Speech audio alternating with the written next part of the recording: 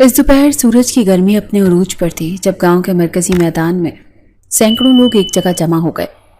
एक तरफ मकतूल के वालिद इकबाल गिलानी के खानदान वाले गम गुस्से में बैठे थे, जिनकी खामोशी एक बड़े तूफान की निशानदेही कर रही थी, तो दूसरी तरफ मिर्जा खानदान के सरबराह मुर्तज़ा बेग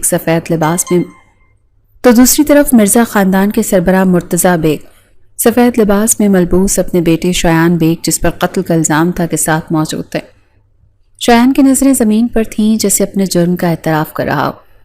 स्याह शलवार कमीज में मलबूस शहबाज गिलानी मकतूल का भाई एक सतून की तरह खड़ा था और उसका चेहरा सख्त और आंखों में इंतकाम की आग भरी हुई थी। लंबे कद और कसरती जिस्म का मालिक उसका वजूद ही पंचायत में एक रोब डाल रहा था। बुजुर्ग वडेरे ने गहरी खामोशी के बाद फैसला सुनाने का ऐलान किया, लेकिन शहबाज ने उसकी बात काट दी। मुझे खून बहा या कोई जुर्माना नहीं चाहिए। उसकी आवाज़ में ऐसी शिद्दत थी कि पूरा मजमा साकित हो गया। मेरे भाई का खून पैसों से तोला नहीं जा सकता। मुझे वनी चाहिए। मुझे मुर्तज़ा बेग की सबसे छोटी बेटी सुंदस का निकाह अपने साथ करवाना है। ये मुतालबा सुनकर पंचायत में सन्नाटा छा गया और इसी वनी की रस्म पर यह कहानी आगे बढ़ती है। धूप अपने पूरे जोबन पर थी जब गांव के सबसे बड़े मैदान में पंचायत सजी। आज दो बड़े खानदान गिलानी और बेग आमने सामने बैठे थे। माहौल में तनाव था, हवा में बेयकीनी किसी कैफियत खुली हुई थी। दोनों खानदानों के अफराद, मकामी वडेरों, मुअज़्ज़ज़ीन और गांव के बुजुर्गों के साथ आम लोग भी इस फैसले के गवाह बनने के मौजूद थे। बीच मैदान में दरी बिछाई गई थी, जिन पर दोनों खानदान अलग अलग धड़ों में बैठे थे। बेग खानदान की तरफ से मुर्तज़ा बेग सफ़ेद शलवार कमीज में मलबूस, सर पर सफ़ेद रुमाल रखे, अफसरदा चेहरे के साथ बैठे थे, जबकि उनके बड़े बेटे शयान बेग, जिन पर कत्ल का इल्ज़ाम था, नज़र झुकाए खामोश बैठे थे। दूसरी तरफ गिलानी खानदान के अफराद, जिनकी आंखों में गम गुस्से के शोले यकसा चमक रहे थे, खामोश मगर सख्त तेवरों के साथ बैठे थे। शहबाज गिलानी स्याह शलवार कमीज में मलबूस, कदावर, चौड़े शाने, तने हुए आसाब, कसरती बदन और चेहरे पर एक गहरी उदासी का साया लिए बैठा था। उसकी आंखें, जो गहरे दुख का अक्स लिए होती थी, बेग खानदान के अफराद पर जमी थी। पंचायत का सरबराह एक उम्र रसीदा वडेरा अपनी सफ़ेद दाढ़ी पर हाथ फेरते हुए गहरी सांस लेकर बोला, मुर्तज़ा बेग, तुम्हारा बेटा कातिल है। खून बहा देना चाहते हो या सज़ा सहने को तैयार हो? मुर्तज़ा बेग ने लरजती आवाज़ में कहा, हम खून बहा देने को तैयार हैं सरदार साहब, जो रकम कहो हम देने को तैयार हैं। यह सुनते ही शहबाज गिलानी के सब्र का पैमाना लबरेज हो गया। वो पूरी कुव्वत से ज़मीन पर हाथ मारकर उठा और उसकी गूंज पूरे पंडाल में गूंजी। मेरे भाई का खून इतना सस्ता नहीं है मुर्तज़ा बेग। उसकी आवाज़ गरजदार थी, जैसे बादलों की धाड़। पैसों में अपने छोटे भाई के लहू का सौदा कर लूं? ये कैसे मुमकिन है? पंचायत में एकदम सन्नाटा छा गया। सबकी नजरें शहबाज पर जमी थी। उसकी मुट्ठियां भींची हुई थीं, आंखों में सुर्खी और आवाज में वो ठहराव था जो किसी बड़े तूफान की आमद का पता देता है। मुझे पैसे नहीं चाहिए मुर्तज़ा बेग। शहबाज ने आगे बढ़कर मुर्तज़ा बेग के सामने खड़े होकर सख्ती से कहा, मुझे वनी चाहिए। ये सुनते ही पूरा जिरगा जैसे दम्बा खुद रह गया। कुछ लम्हों के लिए मैदान में सिर्फ हवा के चलने की सरसराहट सुनाई दे रही थी। मुर्तज़ा बेग का चेहरा एकदम सर्द पड़ गया। शयान बेग ने पहली बार नजर उठाई, मगर फौरन झुका ली, जैसे खुद को कोस रहा हो। यह जुल्म है। मुर्तज़ा बेग तकरीबन गिड़गिड़ाने के अंदाज में शहबाज के सामने हाथ जोड़कर खड़ा हो गया। खुदारा मेरे खानदान की इज्जत पर रहम करो। मेरी बेटी अभी बहुत छोटी है। शहबाज गिलानी के चेहरे पर कोई नरमी ना आई। वो यूं खड़ा था जैसे पत्थर का बना हो, जैसे उसके दिल में कोई जज्बात ही ना हो, मगर उसकी आंखों में उदासी गहरी होती जा रही थी, जैसे अंदर कहीं एक जंग चल रही हो। वो गिलानी थे, औरत को सर का ताज मानने वाले, लेकिन इस बार वो औरत को ही बेच पंचायत में घसीट लाया था। सरदार साहब ने संजीदा लहजे में शहबाज को समझाने की कोशिश की। शहबाज, बदले की आग में मत जल। इसका कोई फायदा नहीं होगा। खून के बदले खून ही बहेगा और यह सिलसिला कभी खत्म नहीं होगा। शहबाज ने सरदार साहब की तरफ देखा, फिर आसमान की तरफ नजर उठाई, जैसे किसी नामालूम फैसले की तलाश में हो, लेकिन उसके लबों पर वही सख्ती कायम रही। फैसला मेरा है सरदार साहब। शहबाज की आवाज़ में हतमीपन था। मुझे वनी चाहिए, वरना। मैदान में मौजूद हर शख्स ने अपनी सांसें थाम ली। एक तरफ बेग खानदान जख्म खुर्दा बैठा था, तो दूसरी तरफ गिलानी खानदान एक ना झुकने वाला पहाड़ बना खड़ा था। अभी फैसला बाकी था, लेकिन एक चीज़ तय थी कि यह मामला इतनी आसानी से ख़त्म नहीं होने वाला था, और यही चीज़ गांव वालों को परेशानी में मुब्तला कर रही थी, क्योंकि जानते थे कि अगर ये जंग यहीं ख़त्म नहीं हुई तो गांव के मसाइल पैदा हो जाएंगे। चंद लम्हा पंचायत में खामोशी छाई रही। सरदार साहब جرگے کے درمیان بیٹھے گہری نظروں سے دوسرے خاندانوں کو دیکھ رہے تھے۔ شہباز، ان کی آواز گونجی جیسے گرجدار بادل برسنے سے پہلے دھاڑتا ہے۔ میں نے تمہیں سمجھایا، تم نے نہیں مانا۔ میں نے تمہیں روکا، تم باز نہیں آئے۔ اب فیصلہ وہی ہوگا جو قانون کہے گا۔ شہباز گیلانی نے آنکھیں اٹھا کر سردار صاحب کی طرف دیکھا۔ اس کی آنکھوں میں برف جیسی ٹھنڈک تھی۔ فیصلہ تو میں نے سنایا تھا سردار صاحب، مجھے ونی چاہیے۔ سردار صاحب نے گہری سانس لی اور پورے مجمع پر نظر دوڑائی۔ جب ایک خاندان معافی مانگ رہا ہو، خون بہا دینے کو تیار ہو، تو دوسرا بدلے پر باسط ہو، تو انصاف کا تقاضا یہی ہے کہ دونوں کا حق برابر رکھا جائے۔ مرتضیٰ بیگ نے بے بسی سے سردار صاحب کی طرف دیکھا، جیسے امید کی آخری کرن بھی بجھنے والی ہو۔ مرتضیٰ بیگ، سردار صاحب کی آواز ایک بار پھر گونجی، تمہاری جائیداد ضبط ہو سکتی ہے، تمہیں گاؤں بدر کیا جا سکتا ہے اگر تم نے جرگے کا فیصلہ نہ مانا۔ یہ سننا تھا کہ بیگ خاندان کے افراد میں بے چینی کی لہر دوڑ گئی۔ عورتوں کی دبی دبی سسکیاں سنائی دینے لگیں، مردوں کے چہرے سرد پڑ گئے۔ مرتضیٰ بیگم کے ماتھے پر پسینہ چمکنے لگا اور ان کے ہاتھ لرزنے لگے۔ یہ ظلم ہے سردار صاحب۔ مرتضیٰ بیگ کی آواز لرز گئی۔ میری بیٹی، وہ بہت چھوٹی ہے، وہ کیسے؟ جرگہ فیصلہ دے چکا۔ سردار صاحب نے سختی سے کہا، اگر جان بچانی ہے، عزت بچانی ہے، تو تمہیں یہ نکاح قبول کرنا ہوگا۔ گیلانی خاندان کی اولاد قربان ہوئی ہے تو تمہیں بھی اپنی اولاد قربان کرنی ہی پڑے گی۔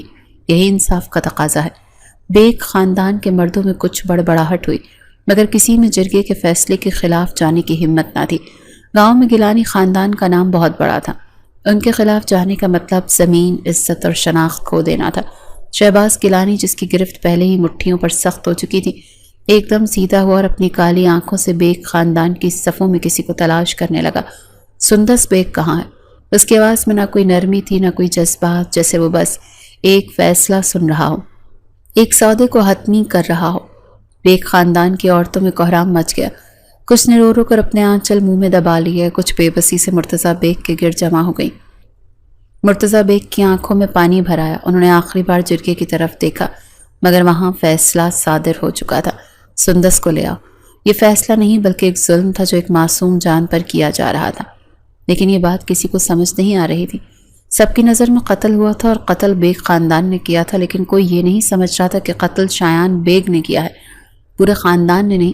دن کی روشنی پورے عروج پر تھی، مگر گاؤں کے بڑے میدان میں ایک گہری خاموشی چھائی ہوئی تھی۔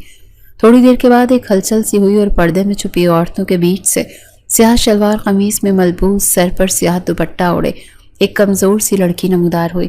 اس کے قدم لڑکھڑا رہے تھے، آنکھیں نیچی تھی، چہرہ خوف کی شدت سے زرد پڑ چکا تھا۔ اس کے دائیں بائیں اس کی اماں اور دائی تھیں جو اسے سنبھالے میدان ملا رہی تھی۔ ہر قدم پر وہ جیسے لرز رہی تھی، جیسے زمین پھٹ جائے گی اور وہ اس میں سما جائے گی۔ اس نے کبھی نہیں سوچا تھا کہ اس طرح وہ کبھی بھری پنچایت میں لائی جائے گی۔ اس کے جسم کا رواں رواں کانپ رہا تھا۔ مرتضیٰ بیگ کے برابر میں اس کے لیے جگہ بنائی گئی تھی۔ جیسے ہی وہ وہاں بیٹھی، اس کے وجود نے مزید سکڑنا شروع کر دیا۔ اس کی پتلی انگلیاں دوپٹے کو مٹھی میں جکڑے ہوئے تھیں اور اس کی پلکیں لرز رہی تھیں۔ وہ سندس بیگ تھی، اپنے بابا اور بھائیوں کی لاڈلی، لیکن اپنے ہی ایک بھائی کی وجہ سے وہ اس دوراہے پر آ گئی تھی کہ آج اسے ونی کیا جا رہا تھا۔ ونی محض ایک الفاظ نہیں تھا، بلکہ ایک قیامت تھی جو ایک لڑکی پر گزرتی ہے۔ دوسری طرف سفید چادر بچھے نکاح کے مقام پر شہباز گیلانی بیٹھا تھا۔ سیاہ شلوار قمیص میں اس کے چہرے پر کوئی جذبہ نہیں تھا، نہ نرمی نہ سختی، بس ایک روایتی ٹھہراؤ، جسے نکاح کا یہ مرحلہ ایک لازمی چیز ہو جسے محض پورا کرنا ہو۔ مولوی صاحب نے نکاح پڑھانا شروع کیا۔ ہر لفظ کا بوجھ جیسے پورے میدان پر محسوس ہو رہا تھا۔ سندس بیگ بنت مرتضیٰ بیگ، کیا آپ کو یہ نکاح قبول ہے؟ سندس کا وجود لرز گیا، اس کے لب کپ کپ آئے مگر آواز نہ نکلی۔ پلکوں سے آنسو بہہ کر دوپٹے میں جذب ہو گئے۔ اماں نے آہستہ سے اس کے کاندھے پر ہاتھ رکھا، مگر اس کا دل بند ہوتا جا رہا تھا۔ قبول ہے۔ آواز اتنی ہلکی تھی کہ جیسے ہوا میں تحلیل ہو گئی ہوں۔ سندس بیگ بنت مرتضیٰ بیگ، کیا آپ کو یہ نکاح قبول ہے؟ اس بار آنسوؤں کے ساتھ ہچکی بھی شامل ہو گئی۔ وہ جیسے بمشکل سانس لے پا رہی تھی۔ قبول ہے۔ آواز بھیگی، شکست خوردہ اور مکمل بے بسی سے بھری ہوئی تھی۔ سندس بیگ بنت مرتضیٰ بیگ، کیا آپ کو یہ نکاح قبول ہے؟ اس بار اس نے روتے ہوئے آنکھیں بند کر کے پوری ہمت مجتمع کر کے کہا کہ قبول ہے۔ مولوی صاحب نے دوسری طرف دیکھا جہاں شہباز گیلانی بیٹھا تھا، وہیں روایتی سنجیدگی، وہی سختی، وہی خاموشی۔ شہباز گیلانی بن اقبال گیلانی، کیا آپ کو یہ نکاح قبول ہے؟ شہباز نے گہری سانس لی، چہرے پر کوئی تاثر ابھرا نہ مٹا۔ پھر اس نے مضبوط آواز میں کہا، قبول ہے۔ 3 بار یہی سوال دہرایا گیا اور 3 بار وہی سنجیدگی سے جواب آیا، بغیر کسی جھجک کے، بغیر کسی ہچکچاہٹ کے، جیسے فیصلہ پہلے ہی کر لیا گیا ہو۔ مولوی صاحب نے دعا کے لیے ہاتھ اٹھایا اور پیچھے سے عورتوں کی گھٹی گھٹی سسکیوں کی آوازیں آئیں۔ سندس کی دنیا بدل چکی تھی، مگر وہ خود اس حقیقت کو قبول نہیں کر پا رہی تھی۔ ابھی نکاح مکمل ہوا ہی تھا کہ مرتضیٰ بیگ نے کچھ کہنا چاہا، مگر شہباز گیلانی جیسے پہلے ہی تیار تھا۔ وہ فوراً کھڑا ہوا اور اس کے ساتھ ہی پورا مجمع ایک بار پھر ساکت ہو گیا۔ شہباز نے آگے بڑھ کر ایک لمحے کی تاخیر کیے بغیر سندس بیگ کی نازک کلائی کو تھاما اور ایک جھٹکے سے کھڑا کر دیا۔ وہ چونک گئی، اس کی آنکھوں میں بے پناہ خوف ابھرا، مگر اس کی مزاحمت بے معنی تھی۔ شہباز نے مرتضیٰ بیگ کی طرف دیکھا، گہری، سرد اور ناقابل تردید نظر۔ بہتر ہوگا کہ ہم سے کوئی تعلق نہ رکھا جائے۔ اس کی آواز میں وہی برف جیسی ٹھنڈک تھی۔ بس یہ گمان کر لینا کہ یہ لڑکی اب مر چکی ہے، اس کا صرف اور صرف تعلق ہمارے خاندان سے ہے۔ اس میں تمہاری عافیت ہے، ورنہ تمہارے بیٹے قومیں ایسی موت ماروں گا کہ تمہارے ساتھ نسلیں یاد رکھیں گے۔ یہ کہہ کر اس نے ایک لمحے کے لیے بھی توقف نہیں کیا۔ وہ رکا نہیں، پلٹ کر کسی کو جواب سننے کی مہلت نہیں دی۔ سندس نے بے بس ہو کر اپنی کلائی چھڑانے کی کوشش کی، مگر اس کی گرفت لوہے کی مانند سخت تھی۔ وہ تیز قدموں سے چلتا ہوا اسے تقریباً گھسیٹتے ہوئے گاڑی کی طرف لے گیا۔ پیچھے مرتضیٰ بیگ کی آنکھوں میں بے بسی کی گہری پرچھائیاں تھیں، عورتوں کی چیخیں تھیں اور زمین پر بیٹھے کچھ لوگ جو خاموشی سے ظلم کے گواہ بنے تھے۔ گاڑی کا دروازہ دھڑام سے بند ہوا اور اگلے ہی لمحے وہ دھول اڑاتی ہوئی گاؤں کی پگڈنڈی پر دوڑ رہی تھی۔ ایک لڑکی کو ہمیشہ کے لیے اس کے ماضی سے جدا کرتی ہوں، لیکن نہیں جانتا تھا کہ جس لڑکی کو وہ ابھی لے کر گیا ہے وہ دکھنے میں تو بلا کی معصوم ہے، لیکن اندر سے اس جیسی خطرناک باغی لڑکی کوئی نہیں ہے۔ جس انداز میں اس نے اسے اندر دھکیلا، اس کی وجہ سے اس کا سر ڈیش بورڈ پر لگتے لگتے بچا۔ گاڑی وہ حویلی کی طرف بڑھا چکا تھا، مگر سندس غصے سے چلائی، یہ کیا بدتمیزی ہے؟ وہ تنک کر سیدھی ہوئی اور غصے سے شہباز کو گھورنے لگی۔ شہباز گیلانی جو دروازہ بند کر کے ڈرائیونگ سیٹ سنبھالے بیٹھا تھا، ایک پل کو رک گیا۔ اس نے حیرانگی سے نظر اٹھائی۔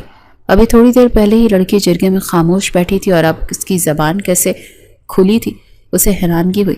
مجھے ایسے کیوں دھکیلا؟ تم ہوتے کون؟ وہ پوری طاقت سے چلائی۔ اس کی بڑی بڑی آنکھوں میں غصے کی چنگاریاں جل رہی تھیں۔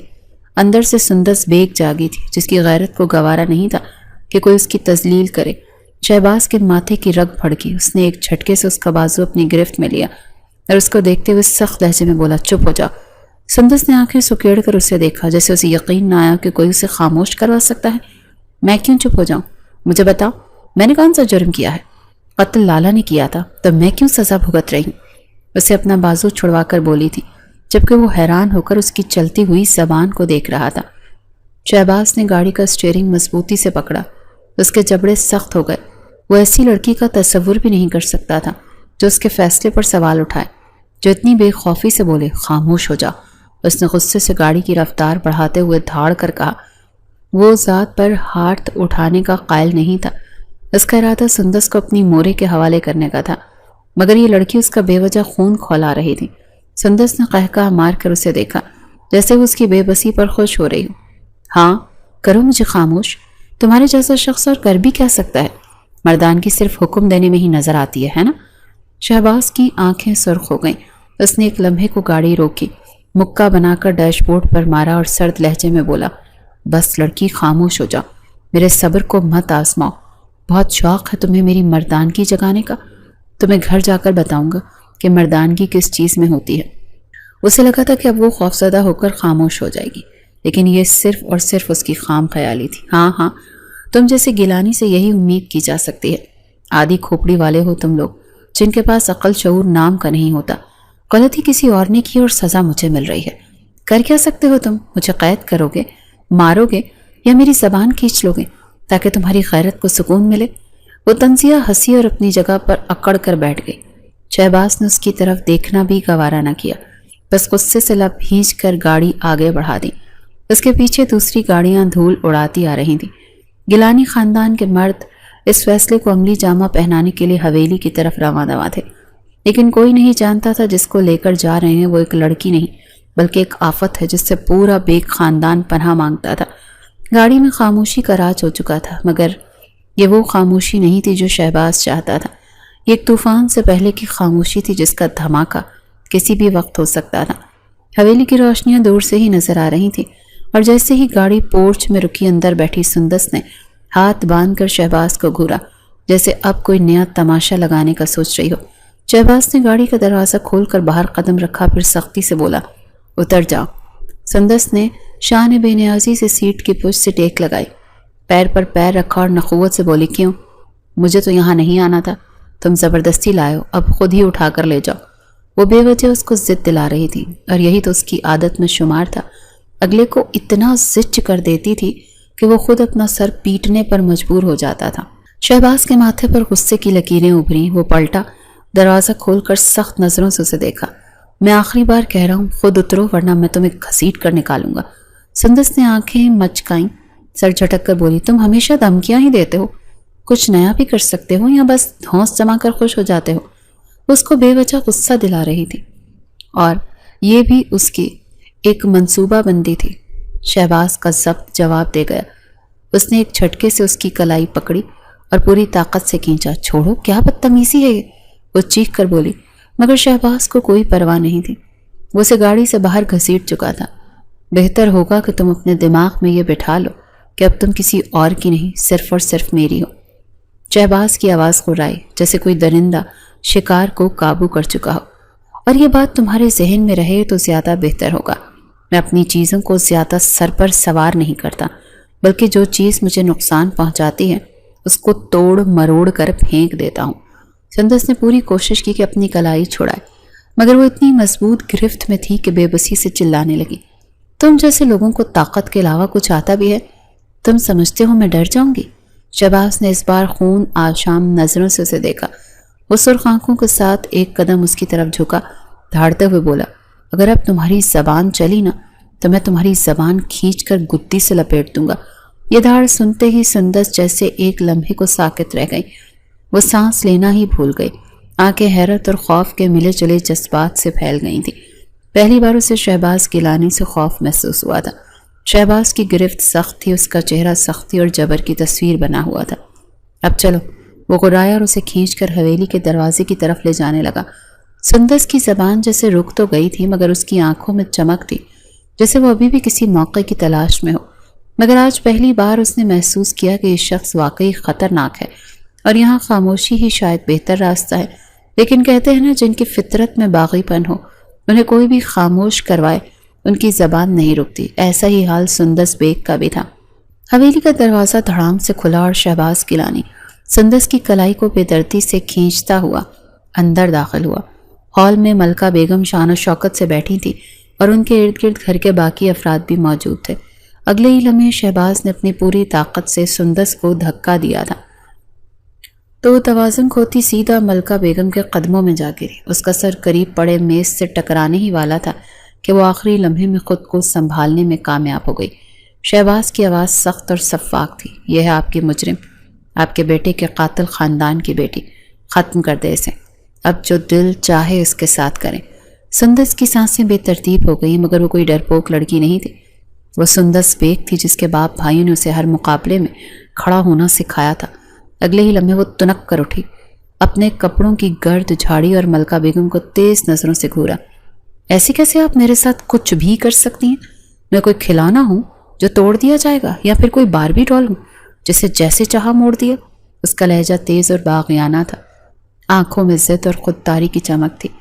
ہال میں سناٹا چھا گیا، سب اسے دنگ نظروں سے دیکھ رہے تھے۔ یہ لڑکی جو ابھی ابھی ونی ہو کر آئی تھی، یوں بولنے کی جرت کیسے کر رہی تھی؟ شہباز نے اسے گھور کر دیکھا، وہ کیسے اس بات کو فراموش کر گیا تھا کہ وہ نکاح ہوتے ہی بولنا شروع ہو گئی تھی، وہ یہاں کیسے چپ ہو جاتی؟ سندس نے ایک قدم آگے بڑھایا اور غصے سے چلاتے ہوئے کہا، میں ونی تو ضرور ہوئی ہوں، لیکن میں کچھ بھی نہیں کروں گی۔ لالا نے قتل کیا تھا، انہیں سزا دو، مجھے کیوں قربانی کا بکرا بنایا جا رہا ہے؟ وہ ایسی ہی تھی، خود کے حق میں لڑ جانے والی۔ شہباز کا صبر جواب دے گیا، وہ غصے سے لپکا تاکہ اسے خاموش کروا سکے، مگر سندس فوراً پیچھے ہٹ گئی۔ وہ دوبارہ اس کی طرف بڑھنے لگا، مگر اس لمحے ملکہ بیگم اپنی کرسی سے اٹھ کھڑی ہوئی۔ رک جاؤ شہباز، ان کا حکم بجلی کی طرح گونجا۔ شہباز کی آنکھوں میں سرخی دوڑ گئی، مٹھیاں بھینچی، مگر ماں کے حکم کے آگے کچھ نہ بولا۔ ملکہ بیگم نے ملازموں کو آواز دی، اسے شہباز کے کمرے میں لے جاؤ۔ سندس نے آنکھیں سکیڑ کر انہیں دیکھا۔ مجھے کہیں نہیں جانا۔ ملکہ بیگم نے تیز نظروں سے اسے گھورا۔ یہ فیصلہ کرنے کا حق تمہیں نہیں ہے، اس بار وہ سخت لہجے میں بولی تو سندس خاموش ہو گئی تھی۔ وہ چاہ کر بھی اس عورت سے بدتمیزی نہیں کر پائی تھی۔ شہباز نے غصے سے ماں کی طرف دیکھا۔ نہیں، میں اس کا دماغ ابھی درست کرتا ہوں۔ بہت زبان چلانی آتی ہے اس لڑکی کو۔ خاموش رہو شہباز، ملکہ بیگم نے دو ٹوک لہجے میں کہا۔ شہباز نے لب بھینچے مگر اس کے اندر کا طوفان آنکھوں میں جلتا رہا۔ سندس کو ملازمہ نے سخت نظروں کے ساتھ گھورا اور کہا، چلو۔ سندس نے آخری بار شہباز کو تیز نظروں سے گھورا، جیسے اسے چیلنج کر رہی ہو کہ جو کرنا ہے کر لو، میں تمہارے ہاتھ نہیں آنے والی، اور پھر تیز قدموں سے کمرے کی طرف بڑھ گئی۔ نان کا بس نہیں چل رہا تھا کہ اس لڑکی کا خون پی جائے، لیکن اپنی ماں کے آگے وہ بے بس تھا۔ جس کم سے اس کی ماں گزر رہی تھی اس کو وہ سر آنکھوں پر ہی بٹھانا چاہتا تھا تاکہ ان کا دل بہل جائے، اور یہی وجہ تھی کہ وہ غصے کے باوجود اپنی جگہ سے ہلا تک نہیں تھا۔ وہ جب نظروں سے اوچھل ہو گئی تو ملکہ بیگم آگے بڑھی تھی۔ آرام سے انہوں نے شہباز کی کلائی تھامی، بغیر کچھ کہے سیدھا اپنے کمرے کی طرف بڑھ گئیں۔ شہباز کے چہرے پر ابھی تک غصے کی سرخی تھی، مگر وہ ماں کے ساتھ چل دیا۔ دل دماغ غصے کے مارے پھٹنے کے قریب آ گیا تھا، لیکن محض ماں کا لمس ہی اسے کئی حد تک نارمل کر چکا تھا۔ کمرے میں پہنچ کر ملکہ بیگم نے دروازہ بند کیا اور گہری سانس لے کر اس کی طرف مڑی۔ بیٹھو شہباز۔ ان کا لہجہ سخت تھا۔ شہباز نے دانت پیسے اور سر جھٹک کر کہا، اماں اگر مجھے نصیحتیں سنانی ہیں تو مت سنائیں، میں اپنا فیصلہ کر چکا ہوں۔ یہ لڑکی میرے ہاتھوں سے نہیں بچے گی۔ میرا کوئی ارادہ نہیں تھا اس پر ہاتھ اٹھانے کا، مگر یہ چاہتی ہے کہ اس کے ساتھ برا سلوک کیا جائے۔ کتنی لمبی زبان ہے اس لڑکی کی۔ وہ غصے سے دھاڑا۔ ملکہ بیگم کی آنکھوں میں ایک عجیب ٹھہراؤ تھا، جسے وہ اس کے غصے کو دیکھ رہی تھی مگر نظر انداز کر رہی تھی۔ شہباز، ہم آج کسی کی بیٹی کو سزا دیں گے تو کل ہمارے سامنے بھی بیٹی موجود ہے، ناہید بھی ہے ہمارے گھر میں، مکافات عمل سے کوئی نہیں بچ سکتا۔ شہباز کی بھویں تن گئی۔ وہ غصے سے اٹھا اور کمرے میں چکر کاٹنے لگا۔ یہ سب فضول کی باتیں ہیں اماں۔ جب میں نے اپنے بھائی کو خون میں لت پت دیکھا تھا تب کسی کو مکافات عمل یاد نہیں آیا تھا؟ جب وہ تڑپ تڑپ کر مرا تھا تب کسی کو انصاف کا خیال کیوں نہیں آیا؟ ملکہ بیگم نے سکون سے قرآن کی طرف اشارہ کیا جو ان کے سرہانے رکھا تھا۔ قرآن کہتا ہے بے گناہ پر ظلم کرنا سب سے بڑا گناہ ہے۔ شہباز جس نے قتل کیا سزا اسے ملنی چاہیے۔ یہ سب بے وجہ کی رسمیں ہیں جو صدیوں سے چلی آ رہی ہیں۔ اگر ہم بھی وہی کریں گے جو ظالم کرتے ہیں تو ہم میں اور ان میں کیا فرق رہ جائے گا؟ شہباز کی مٹھیاں بھیج گئیں، آنکھوں میں خون اتر آیا۔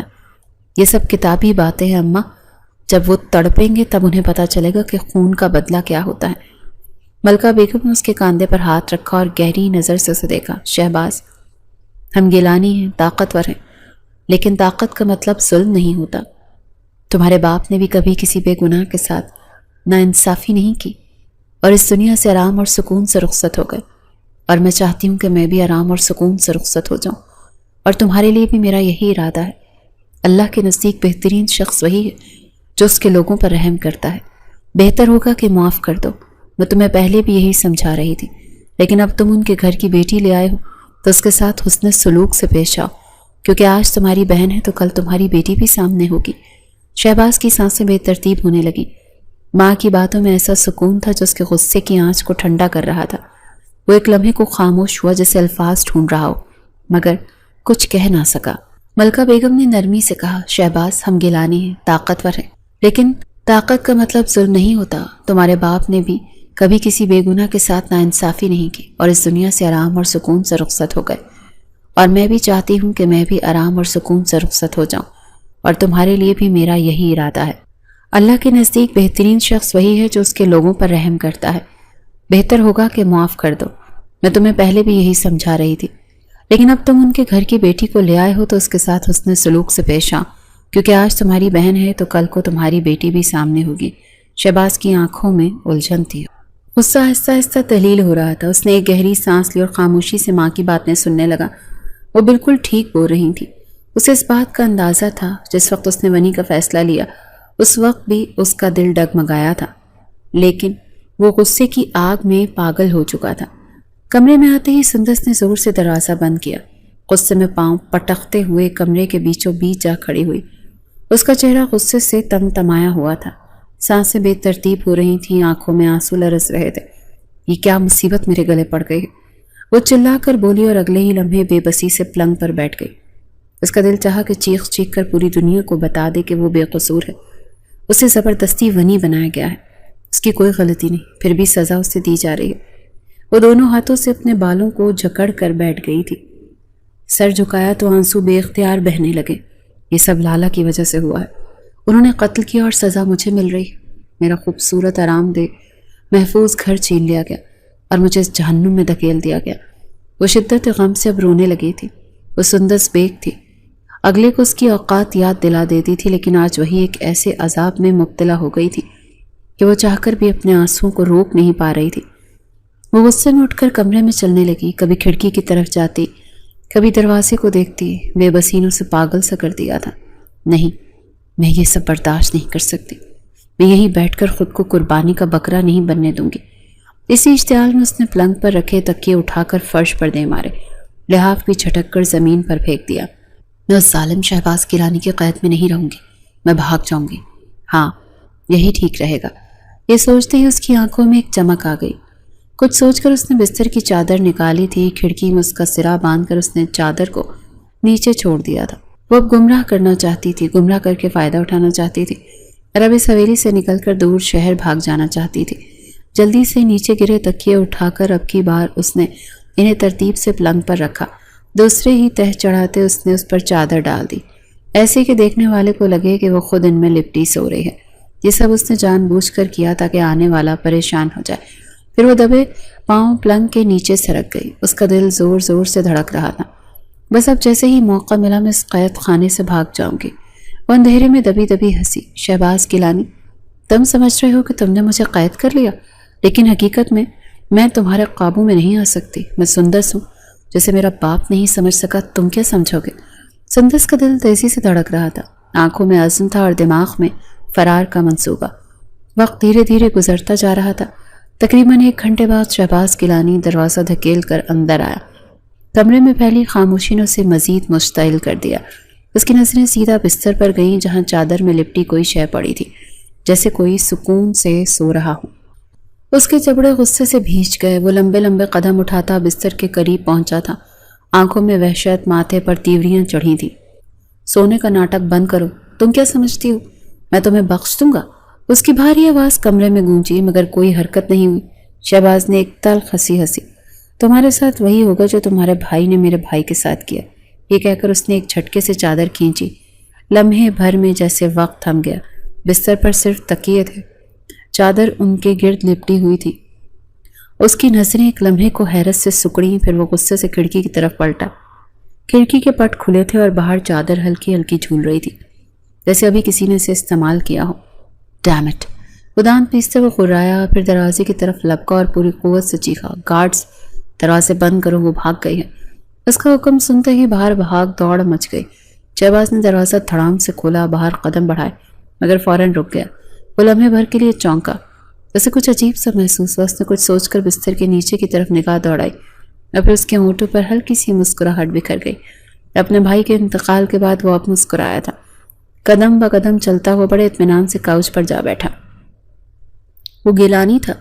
लम्हे में उसकी खुशबू को पहचान गया। सिगरेट निकाला, जलाया, एक गहरा कश लेकर धुएं के मरगूले हवा में छोड़े। उसकी नजरें वहीं जमी रहीं जहां वो जानता था कि सुंदस छुपी हुई है। वो चुपचाप बेड के नीचे मौजूद थी। उसकी सांसों की हल्की सी आवाज़ तक शहबाज के कानों में पड़ रही थी। कमरे में गहरा सन्नाटा छा गया था। बाहर भाग दौड़ की आवाज़ें आ रही थी।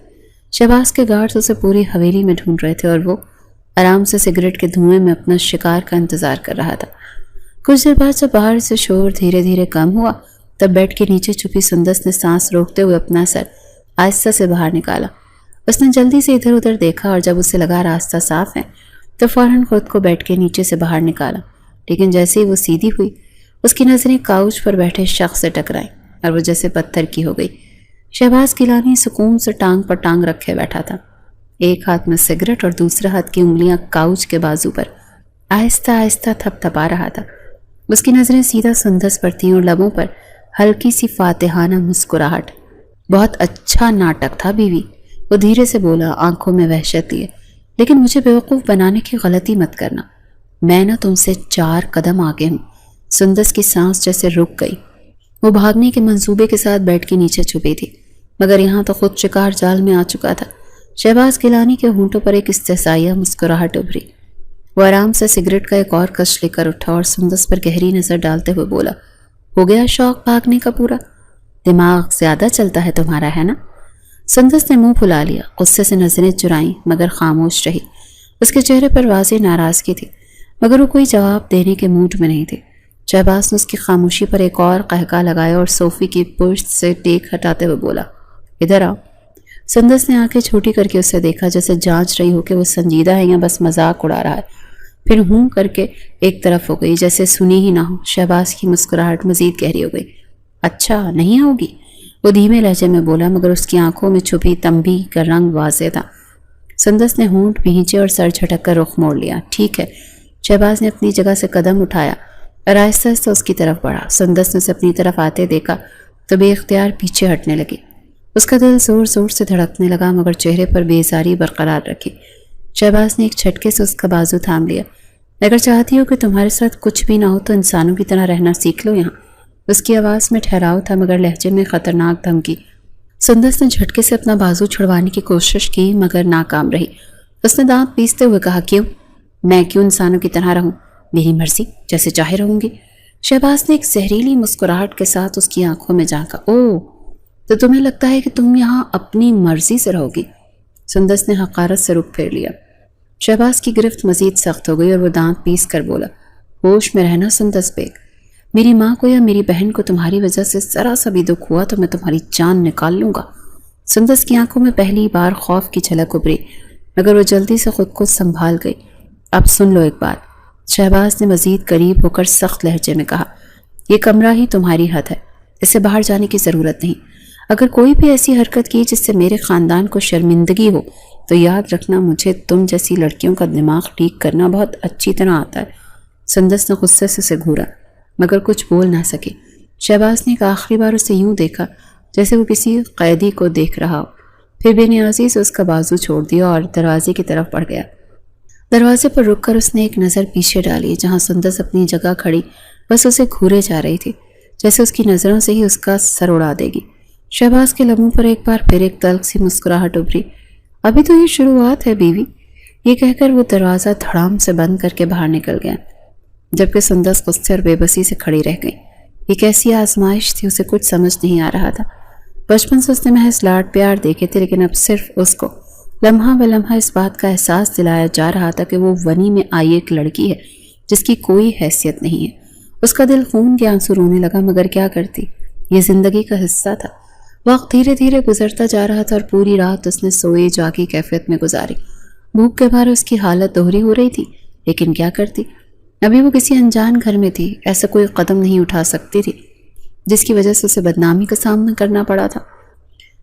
صبح کی نرم کرنیں کمرے کے پردوں سے چھن کر اندر آ رہی تھی، مگر سندس کی نیند پہلے ہی ٹوٹ چکی تھی۔ رات کی تلخی ابھی تک اس کے ذہن میں تازہ تھی، مگر اس وقت اس کے معدے میں اٹھنے والی بھوک کی شدت سب سے زیادہ محسوس ہو رہی تھی۔ وہ بے چینی سے کروٹیں بدل رہی تھی، مگر جب بھوک ناقابل برداشت ہو گئی تو وہ بستر سے اٹھی، کمرے کا دروازہ کھول کر باہر نکل آئی۔ حویلی کی راہداری میں ہلکی ہلکی چہل پہل تھی، مگر اس نے کسی کی پرواہ کیے بغیر سیڑھیاں اترنے کا فیصلہ کیا۔ نیچے آ کر اس کی نظر سامنے موجود کچن پر پڑی، جہاں سے خوشبوؤں کے ہلکے ہلکے جھونکے آ رہے تھے۔ وہ لاشعوری طور پر اسی سمت بڑھ گئی تھی۔ کچن میں داخل ہوتے اس کے قدم بے اختیار رک گئے۔ ملکہ بیگم اور ان کی بیٹی ناہید ناشتہ تیار کر رہی تھی۔ ناہید پراٹھے پلٹ رہی تھی، جبکہ ملکہ بیگم چائے کا کپ رکھ رہی تھی۔ دونوں ماں بیٹیاں اتنی سادہ اور پرخلوص لگ رہی تھی کہ سندس کا دل بے ساختہ ندامت سے بھر گیا۔ دونوں نے جیسے اسے اندر آتے دیکھا چونک کر اس کی طرف دیکھا۔ سندس نے ہلکا پھلکا گلا صاف کیا، جھجکتے ہوئے بولی، مجھے بھوک لگ رہی ہے، میں نے کل سے کچھ نہیں کھایا۔ اسے ایک عجیب سی شرم محسوس ہوئی۔ ملکہ بیگم نے ایک لمحہ اسے دیکھا، پھر ہلکے سے مسکرا کر سر ہلایا۔ بیٹھو، میں کھانے کا بندوبست کرتی ہوں، وہ سادگی سے بولی تھی۔ اسے لگا کہ وہ چھڑک دیں گی، مگر ان کا اندازہ غلط ثابت ہوا۔ ناہید نے فوراً ہی ناشتہ ایک پلیٹ میں نکال کر رکھا اور چپ چاپ اس کے سامنے رکھ دیا۔ ان کی آنکھوں میں کوئی تلخی یا غرور نہیں تھا، بس خالص سادگی تھی۔ سندس آہستہ آہستہ کرسی پر بیٹھ گئی۔ وہ اتنی خودسر اور زبان دراز تھی، مگر آج پہلی بار اسے اپنے الفاظ کی تلخی کا احساس ہو رہا تھا۔ کل رات اس نے ملکہ بیگم کے ساتھ بہت بدتمیزی کی تھی، اور آج وہی خاتون بغیر کسی تلخ جملے کے نرمی سے اس کے لیے ناشتہ رکھ رہی تھی۔ چند لمحے وہ پلیٹ کو گھورتی رہی، پھر خاموشی سے کھانے لگی۔ گرم پراٹھے اور انڈا اس وقت اسے دنیا کی سب سے مزیدار چیز محسوس ہو رہے تھے۔ ناہید کام میں مصروف ہو گئی، جبکہ ملکہ بیگم چائے کا ایک کپ لے کر اس کے قریب آ بیٹھی۔ سندس نے نظریں جھکا لیں، کچھ کہنا چاہتی تھی مگر الفاظ نہیں مل رہے تھے۔ کچھ لمحے خاموشی میں گزرے، پھر وہ ہلکی آواز میں بولی، کل رات میں نے آپ سے بہت بدتمیزی کی۔ وہ الفاظ چبا چبا کر بول رہی تھی، جیسے یہ کہنا اس کے لیے آسان نہ ہو۔ مجھ سے غلطی ہو گئی تھی۔ ملکہ بیگم نے شفقت بھری مسکراہٹ کے ساتھ اس کے سر پر ہاتھ رکھا۔ کوئی بات نہیں بیٹا، غلطیاں سب سے ہوتی ہیں، لیکن اگر احساس ہو جائے تو یہی بہت بڑی بات ہے۔ سندس نے چونک کر انہیں دیکھا، ان کے چہرے پر کوئی ناراضگی نہیں تھی، بس ایک ماں جیسی نرمی اور شفقت تھی۔ ملکہ بیگم ناہید کو اشارہ کر کے اٹھ کھڑی ہوئی۔ چلو بیٹا، اب ناشتے کے بعد کچھ آرام کر لو، تم نے کل بہت کچھ جھیلا ہے۔ یہ کہہ کر وہ ناہید کے ساتھ باہر نکل آئیں، جبکہ سندس نے بے چینی سے اپنی جگہ بیٹھی رہی۔ کچھ لمحوں بعد اس نے بھی گڑبڑاتے ہوئے پلیٹ سمیٹی اور نظریں چرا کر تیزی سے کچن سے نکل گئی۔ وقت دھیرے دھیرے گزرتا جا رہا تھا، ایک ہفتے کا عرصہ بیت گیا تھا۔ اس دوران وہ بہت ہی عجیب کیفیت میں مبتلا رہی۔ کمرے میں ہلکی ہلکی روشنی پھیلی ہوئی تھی اور سندس کاؤچ پر بیٹھی انگلیاں چٹکا رہی تھی۔ ایک ہفتہ گزر چکا تھا مگر شہباز کی لانے کا کوئی اتا پتہ نہیں تھا۔ وہ آیا ضرور تھا مگر اسے دیکھنے اور اس سے بات کرنے کی زحمت نہیں کی۔ حویلی میں سب کچھ ٹھیک چل رہا تھا، حد سے زیادہ ٹھیک۔ ملکہ بیگم بھی اچھی تھی، ناہید بھی، یہاں کے لوگ بھی اس سے برا رویہ نہیں رکھتے تھے، مگر یہی چیز اسے کھٹکنے لگی۔ اتنی خاموشی پرسکون زندگی سے عجیب لگنے لگی۔ دیوار پر لگی گھڑی نے 10 بجنے کا اعلان کیا تو لمبی سانس بھر کر خود کو کوسنے لگی۔ یہاں آ کر میں کیا سے کیا بن گئی ہوں، بوریت سے مرنے لگی۔ اس وقت دروازہ کھلا، شہباز اندر داخل ہوا اور اپنی مخصوص سخت گیر چال کے ساتھ ہے، اور جیسے اس کی نظر سندس پر پڑی اس کی بھویں ہلکی سی سکڑ گئیں۔ سندس اسے دیکھتے ہی اچھل کھڑی ہوئی، جیسے کسی شکار کو دیکھ کر بلی تیار ہو جائے۔ بالآخر جناب کو میری یاد آ ہی گئی، اس نے طنزیہ انداز میں کہا۔ شہباز نے اس پر ایک سرسری نظر ڈالی، پھر کوئی جواب دیے بغیر الماری کی طرف بڑھ گیا۔ ویسے کیسے شوہر ہیں آپ؟ اپنی بیوی کا حال چال تک نہیں پوچھنے آئے؟ پورے 7 دن؟ وہ تیزی سے بولی، جیسے پوری شکایتیں ایک ہی سانس میں نکالنا چاہتی ہو۔ وہ جان بوجھ کر اسے چھیڑے جا رہی تھی۔ شہباز نے بیزاری سے کوٹ اتارا اور ایک طرف پھینک دیا، پھر اسے مکمل نظر انداز کرتے ہوئے سیدھا واش روم چلا گیا۔ سندس کا منہ کھلا کا کھلا رہ گیا۔ اوہ، تو یہ بات ہے، اب میں بول بھی رہی ہوں تو جناب کو سنائی نہیں دے رہا۔ وہ پیر پٹکتی ہوئی بستر کے پاس آئی اور بیزاری سے بیڈ پر بیٹھ گئی۔ کتنا مغرور آدمی ہے، وہ خود سے بڑبڑائی۔ کچھ ہی دیر کے بعد شہباز واش روم سے نکلا، سفید ٹی شرٹ اور سیاہ پاجامہ پہنے ہوئے، تولیہ ہاتھ میں تھا اور چہرے پر وہی روایتی سختی۔ سندس فوراً اٹھ کر کھڑی ہوئی۔ اب تو آپ سن سکتے ہیں نا، یا ابھی بھی سنائی نہیں دے رہا؟ وہ طنزیہ بولی۔ شہباز نے ایک نظر اس پر ڈالی اور چپ چاپ بیڈ کی طرف بڑھا، جیسے وہ مکمل طور پر غیر ضروری ہو۔ اور سنی انسنی مت کریں، سندس نے غصے سے کہا، میں آپ سے بات کر رہی ہوں۔ شہباز نے بیزاری سے تولیہ سائڈ پر رکھا اور سرخ آنکھوں سے اسے گھورا، جیسے اس کی حد سے زیادہ بک بک سے تنگ آ چکا ہو۔ مجھے آرام کرنے دو، بس اتنا کہہ کر وہ بستر پر لیٹ گیا۔ سندس نے آنکھیں حیرت اور غصے سے پھیل گئیں۔ واقعی اتنی آسانی سے؟ وہ گہرا سانس لے کر اس کے قریب آئی۔ دیکھیں، اگر میں یہاں ہوں تو کم از کم مجھے نوٹس تو کریں، میں کوئی ہوا میں تحلیل ہونے والی چیز تو نہیں ہوں۔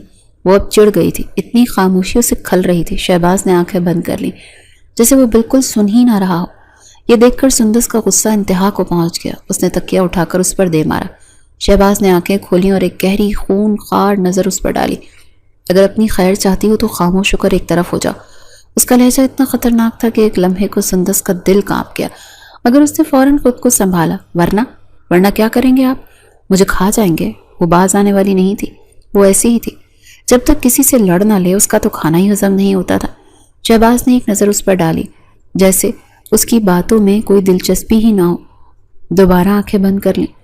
سندس غصے میں پیر پٹکتی ہوئی کمرے کے دوسرے کونے میں جا کر کھڑی ہو گئی۔ یہ مرد ایک دن میرے ہاتھوں قتل ہو جائے گا۔ وہ دانت پیس کر بڑبڑائی، جبکہ شہباز خاموشی سے مسکراتا ہوا آنکھیں بند کر چکا تھا۔ آج وہ اپنی ماں کے کہنے پر ہی گھر واپس آیا تھا۔ مورے نے اسے بتایا تھا کہ اب تمہاری بیوی تمہیں یاد کرنے لگی ہے، تم لوٹ آؤ، زندگی کو دوبارہ شروع کرو۔ کب تک ایک دکھ کو گلے لگا کر بیٹھے رہیں گے؟ ہمیں آگے بڑھنا ہوگا۔ گیلانی اتنے کمزور نہیں ہوتے، اور اب وہ جان بوجھ کر اس کا امتحان لے رہا تھا، جان بوجھ کر اس کو ستا رہا تھا تاکہ وہ خود پہل قدمی کرے۔ اور کہتے ہیں نا، جب عورت رشتے کی شروعات کرنا چاہتی ہے تو ہر چیز چھوڑ دیتی ہے، اور اس بار سندس کا بھی یہی ارادہ تھا۔ کمرے میں خاموشی تھی، صرف دیوار پر لگی گھڑی کی ٹک ٹک سنائی دے رہی تھی۔ سندس نے گہرا سانس لیا اور پیر پٹکتے ہوئے بستر کے کنارے جا کر بیٹھ گئی۔ شہباز کا بے نیاز انداز، اس کی مسلسل نظر انداز کرنے کی کوشش اسے شدید غصہ دلا رہی تھی۔ وہ پہلے ہی 1 ہفتے کی خاموشی کی سزا کاٹ چکی تھی، مزید برداشت نہیں کر سکتی تھی۔ آپ مجھے نظر انداز کیوں کر رہے ہیں؟ اس نے سخت لہجے میں پوچھا، مگر شہباز نے کوئی جواب نہیں دیا، مگر اس بار اس کے لہجے میں نمی گھلی ہوئی تھی۔ شہباز اس کا نام لے کر پکارنے لگی، مگر وہ تب بھی چپ رہا۔ سندس نے دانت پیسے اور اچانک اس کا ہاتھ تھام لیا۔ شہباز نے ایک جھٹکے سے نظریں اٹھائیں، اس کی آنکھوں میں حیرت کی چمک لہرائی۔ بیوی ہوں آپ کی، سندس نے دبے دبے غصے میں کہا، مگر آنکھوں میں کچھ اور تھا۔ 1 ہفتے سے آپ چھوڑ کر چلے گئے اور اب بھی ایسے برتاؤ کر رہے ہیں جیسے میں کچھ بھی نہیں۔ شہباز نے گہری سانس لی، پھر آہستہ سے اس کا ہاتھ چھوڑ کر اس کی کلائی تھامی اور اپنی طرف کھینچا۔ بیوی ہو تو حق دو، وہ ٹھہرے ہوئے مگر گہرے لہجے میں بولا۔ سندس کا سانس الجھ گیا، وہ خاموشی سے سر جھکا گئی۔ یہ ایک لمحہ تھا، ایک فیصلہ کن پل جس میں وہ اپنی ضد اور غرور کو خود ہی پیچھے چھوڑ آئی تھی۔ رشتے بھاگنے سے نہیں بنتے، وہ یہ سچائی اب پوری طرح سمجھ چکی تھی۔ رشتوں میں محبت اور جھکاؤ ہونا ضروری ہوتا ہے، اور وہ خود کو اس رشتے کی طرف جھکا چکی تھی، بغیر کسی زبردستی کے، بغیر کسی جبر کے۔ شہباز نے اس کی جھکی ہوئی آنکھوں میں نرمی سے جھانکا، جیسے وہ اس کی سوچوں کو پڑھ سکتا ہو۔ میں تمہیں اس دن ہی معاف کر چکا تھا جس دن میری ماں نے مجھے سمجھایا تھا کہ اگر میں تم پر ظلم کروں گا تو کل کو میری بیٹی پر بھی ظلم ہوگا، اور میں ایسا نہیں چاہتا۔ اس کا لہجہ غیر متوقع طور پر نرم تھا، مگر میں چاہتا تھا کہ تم خود اس رشتے کو سمجھو، خود اسے قبول کرو۔ سندس نے سر اٹھایا، اس کی آنکھوں میں ایک نیا رنگ تھا، ندامت، معافی اور کچھ اور جو شاید خود شہباز بھی ابھی نہیں سمجھ پایا تھا۔ مجھے معاف کر دیں، وہ آہستہ سے بولی۔ شہباز ہلکے سے مسکرا دیا، ایک جاندار خوبصورت مسکراہٹ جس کے سخت چہرے پر بہت کم آتی تھی۔ معافی ہی سب سے بڑا حق ہے سندس، وہ دھیرے سے بولا۔ سندس نے اپنی نظریں جھکا لی، اس کا دل ہلکا ہو چکا تھا، جیسے اندر کوئی بوجھ تھا جو اتر گیا ہو۔ یہی زندگی کا سب سے بڑا سبق تھا، رشتے انا سے نہیں، معافی سے جیتے جاتے ہیں۔